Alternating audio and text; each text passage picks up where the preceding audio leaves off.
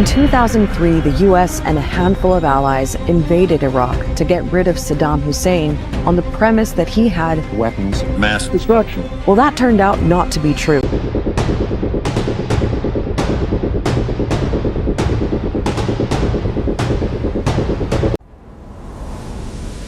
Assalamualaikum warahmatullahi wabarakatuh. Pernahkah kamu membayangkan ada satu tanah yang menyimpan kejayaan terbesar Islam, sekaligus luka terdalamnya, tempat ilmu pernah menerangi dunia, namun juga tempat di mana perang tak pernah berhenti. Dari masa para nabi hingga konflik modern hari ini, kisah ini bukan hanya tentang masa lalu, tapi tentang bagaimana sejarah membentuk dunia yang kita lihat sekarang. Dan semuanya terjadi di satu tempat. Inilah kisah Irak dalam sejarah Islam.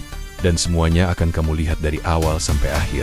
Irak bukan sekedar sebuah negeri di peta dunia. Ia adalah tanah yang telah menyaksikan awal peradaban manusia sejak ribuan tahun yang lalu. Disinilah kisah besar umat manusia dimulai dan mengubah arah sejarah dunia selamanya. Di antara dua sungai besar, Tigris dan Efrat, terbentang tanah subur yang menjadi tempat lahirnya kehidupan. Manusia mulai menetap, bercocok tanam, dan membangun peradaban pertama di dunia. Peradaban besar seperti Sumeria, Babilonia, dan Asyur bangkit dengan kejayaan luar biasa. Kota-kota megah berdiri, hukum mulai diciptakan, dan manusia hidup dalam sistem yang teratur. Di tanah ini, manusia mulai mengenal tulisan. Mereka mencatat kehidupan di atas tanah liat dan membangun sistem yang teratur. Sebuah langkah besar yang mengubah cara manusia memahami dunia. Namun, Irak bukan hanya tentang kemajuan peradaban. Tanah ini juga menjadi saksi perjalanan para nabi yang membawa kebenaran, kisah yang melampaui dunia dan menyentuh keimanan. Di wilayah inilah, menurut sebagian riwayat, Nabi Ibrahim alaihissalam dilahirkan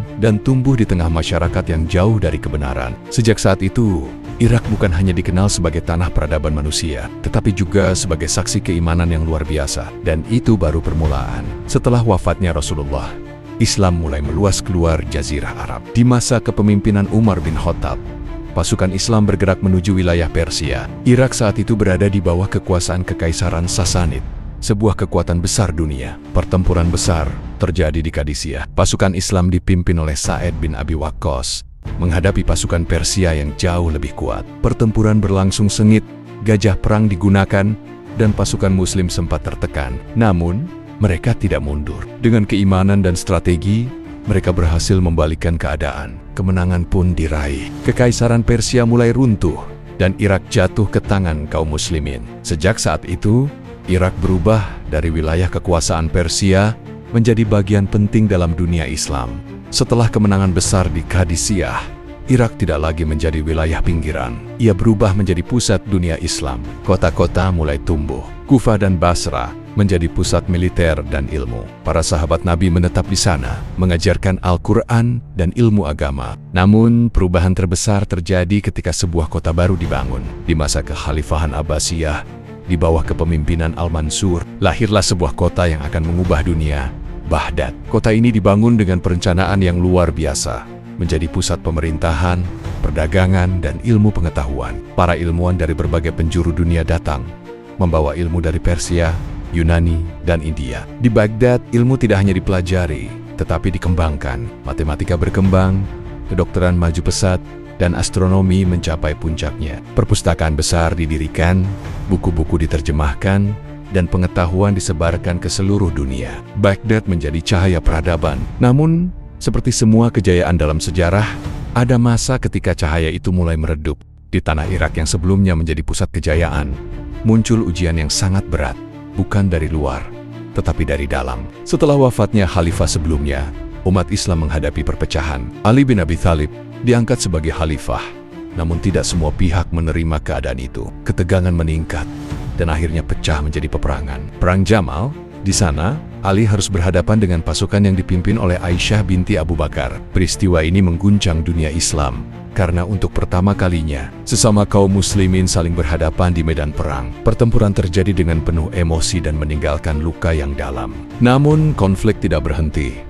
Perang Siffin terjadi. Ali kembali menghadapi kekuatan besar yang dipimpin oleh Muawiyah bin Abu Sufyan. Pertempuran berlangsung sengit dan penuh intrik. Pada titik ini, umat Islam tidak lagi hanya menghadapi musuh luar, tetapi juga konflik internal. Irak menjadi pusat dari semua itu. Sebuah tanah yang dulu menyatukan, kini menjadi saksi perpecahan. Beberapa tahun setelah konflik itu, sebuah tragedi besar terjadi di padang tandus bernama Karbala. Di tanah yang kering dan sunyi itu, berdiri seorang cucu Rasulullah, Husain bin Ali, membawa bukan kekuatan besar, tetapi keyakinan yang tak tergoyahkan. Ia tidak datang dengan pasukan yang banyak. Ia hanya bersama keluarga dan pengikut setianya.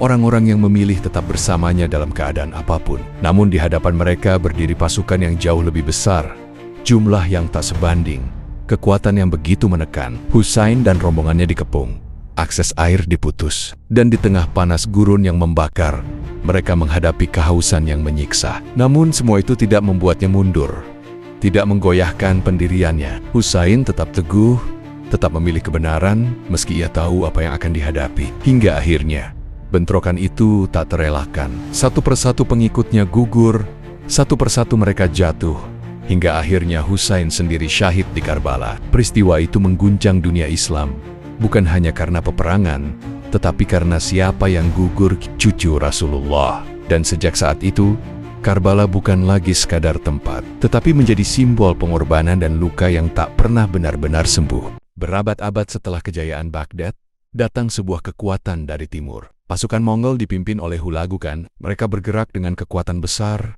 menghancurkan setiap kota yang dilewati hingga akhirnya tiba di Baghdad, kota yang dulu menjadi pusat ilmu dunia. Serangan dimulai, pertahanan runtuh, dan pasukan Mongol masuk ke dalam kota. Apa yang terjadi setelah itu adalah tragedi besar. Pembantaian terjadi, ulama dibunuh, masyarakat tidak berdaya, perpustakaan besar dihancurkan, buku-buku dilempar ke sungai Tigris, airnya dikatakan berubah warna karena tinta dari ilmu yang hilang. Baghdad jatuh, dan bersama itu, kejayaan besar Islam ikut runtuh. Irak kembali tenggelam dalam kegelapan. Setelah kehancuran Baghdad, Irak tidak pernah benar-benar pulih. Wilayah ini menjadi rebutan kekuatan besar, Kesultanan Ottoman dan Kekaisaran Safavid. Dua kekuatan besar ini terus berperang memperebutkan Irak. Perbedaan mazhab memperkeruh keadaan. Irak menjadi medan konflik berkepanjangan. Rakyat hidup dalam ketidakpastian.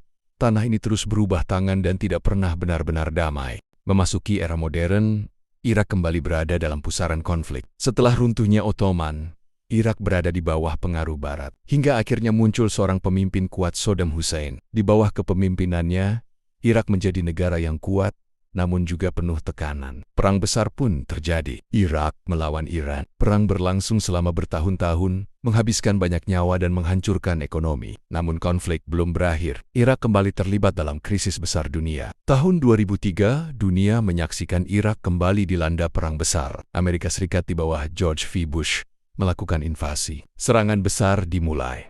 Pemerintahan runtuh. Saddam Hussein jatuh. Namun setelah itu, Irak tidak menjadi damai. Justru kekacauan meningkat. Konflik antar kelompok, kerusuhan, dan ketidakstabilan meluas. Irak kembali menjadi medan perang. Hari ini, Irak masih berdiri, namun luka sejarahnya belum sembuh. Konflik masih ada, perbedaan masih terasa, namun di balik semua itu, harapan tetap hidup. Irak adalah tanah yang telah melalui segalanya, dari kejayaan, kehancuran, hingga peperangan tanpa akhir. Ia adalah saksi perjalanan panjang umat manusia tentang iman, pengorbanan, perpecahan, dan harapan. Dan kisah itu masih terus berlanjut hingga hari ini.